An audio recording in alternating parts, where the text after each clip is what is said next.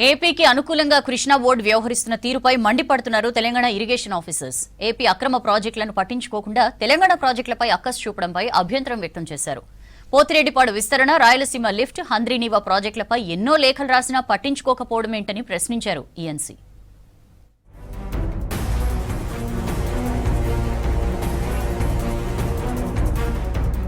ఏపీకి వత్తాసు పలుకుతారా అంటూ కృష్ణా బోర్డుకు తెలంగాణ ఘాటు లేఖ రాసింది. విభజన చట్టంలోని నిబంధనలకు విరుద్ధంగా ఏపీ 47,776 కోట్ల 50 లక్షల ప్రాజెక్టులను చేపట్టినా పట్టించుకోని కృష్ణా బోర్డు తెలంగాణ చేపడుతున్న ప్రాజెక్టులపై మాత్రం అక్కసు వెళ్లగక్కుతోందని ప్రభుత్వం మండిపడింది. శ్రీశైలం ఆధారంగా పోతిరెడ్డిపాడు హెడ్ రెగ్యులేటర్తో కోటాకు మించి నీటి మళ్లింపులు చేపడుతున్న ఎస్ఆర్బీసీ, తెలుగుగంగ, గాలేరు నగరి, హంద్రీనీవా లాంటి ప్రాజెక్టులన్నీ కొత్తవేనని, విభజన చట్టంలోని 84, 85 సెక్షన్లను ఉల్లంఘించి నిర్మిస్తోందని ఆరోపించింది. నిబంధనలు ఉల్లంఘించి కడుతున్న ఆ ప్రాజెక్టులను ఆపాలంటూ బోర్డుకు పలుమార్లు తాము లేఖలు రాసినా బుట్ట దాఖలు చేశారని ఆక్షేపించింది. దీంతో తెలంగాణకు రావాల్సిన న్యాయబద్దమైన నీటి హక్కులకు భంగం కలుగుతుందని తెలిపింది.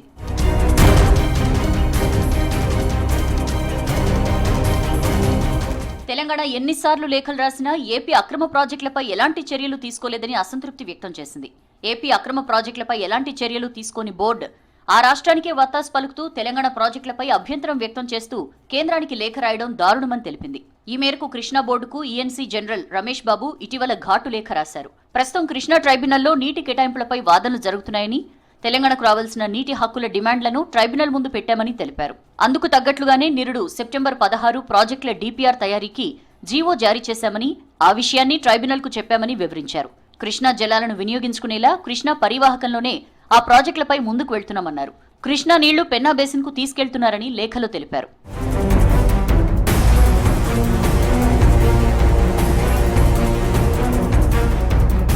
తెలంగాణ చేపట్టదలుచుకున్న ప్రాజెక్టులన్నీ 2014 కన్నా ముందే ఉన్నవని, బచ్చావ ట్రైబ్యునల్ అవార్డు మేరకే వాటిని తాము చేపట్టామని లేఖలో ఈఎన్సీ రమేష్ బాబు స్పష్టం చేశారు.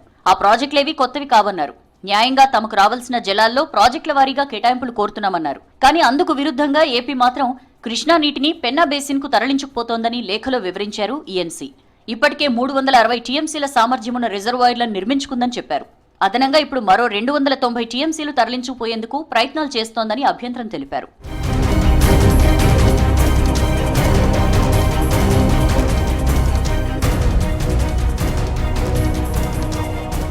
పోతిరెడ్డిపాడు హెడ్ రెగ్యులేటర్ కు అదనంగా 10 గేట్లు పెట్టారని, కెపాసిటీని 44,000 క్యూసెక్కుల నుంచి 1,56,100 క్యూసెక్కులకు పెంచుకున్నారని ఆరోపించారు. దానికి సంబంధించి 2005లో ఇచ్చిన జీవో 170, 2006లో ఇచ్చిన జీవోలు 3,206లను ట్రైబ్యునల్ కు ఏపీ సమర్పించలేదని విమర్శించారు. దాంతోపాటు 2020లో రాయలసీమ లిఫ్ట్ స్కీమ్ తో పాటు పలు ప్రాజెక్టులకు 6,829 కోట్లకు పరిపాలన అనుమతులిస్తూ ఏపీ జీవో 203 జారీ చేసిందన్నారు. శ్రీశైలం నుంచి రోజుకు 11 టీఎంసీలు తరలించేలా కెపాసిటీని పెంచుకునే ప్రయత్నాలు చేసిందన్నారు. దీనిపై 2020 మే 12న కృష్ణా బోర్డుకు లేఖ రాశామని, ఏపీ అనధికార ప్రాజెక్టులను ఆపాలని కోరామని గుర్తు చేశారు. రాయలసీమ లిఫ్ట్ను వ్యతిరేకిస్తూ పలుమార్లు కృష్ణా బోర్డు కేంద్రానికి లేఖలు రాశామని, అయినా బోర్డు నుంచి గానీ కేంద్రం నుంచి గానీ ఎలాంటి చర్యలు తీసుకోలేదని ఆగ్రహం వ్యక్తం చేశారు. అదే సమయంలో తెలంగాణకు సంబంధించి ఏపీ చేసిన ఆరోపణలకు వెనువెంటనే స్పందించి అక్కసు వెళ్లగక్కిందని తెలిపారు.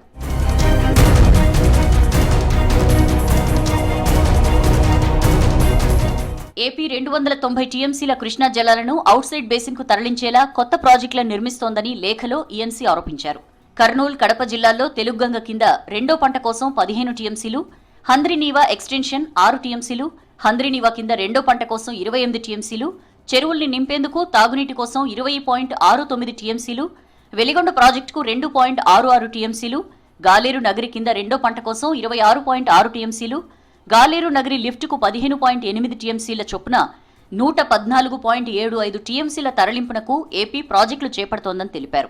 వాటితో పాటు వరికప్పు డిసెల స్కీమ్ కింద 7.867 టీఎంసీలు, సాగర్ కుడికాల్వ ఎక్స్టెన్షన్ కు 78 టీఎంసీలు, గుంటూరు ఛానల్ అదనపు ఆయకట్టుకు 1.3 టీఎంసీలు, Srisailam right branch canal extension కోసం 15 టీఎంసీలు, తుంగభద్ర హైలెవెల్ కెనాల్తో 25 టీఎంసీలు, సాగర్ కుడికాల్వతో గుండ్లకమ్మ, మూసి, పాలేరుకు 20 టీఎంసీలు, శ్రీశైలం రైట్ బ్రాంచ్ కెనాల్ కింద రెండో పంట కోసం 19 టీఎంసీలు, సిద్ధాపురం లిఫ్ట్ కింద 2 టీఎంసీలు, వేదవతి లిఫ్టుకు 8.29 టీఎంసీల చొప్పున నీళ్లు తీసుకుపోయే ప్రాజెక్టులకు ఏపీ ప్లాన్ చేస్తోందని తెలిపారు.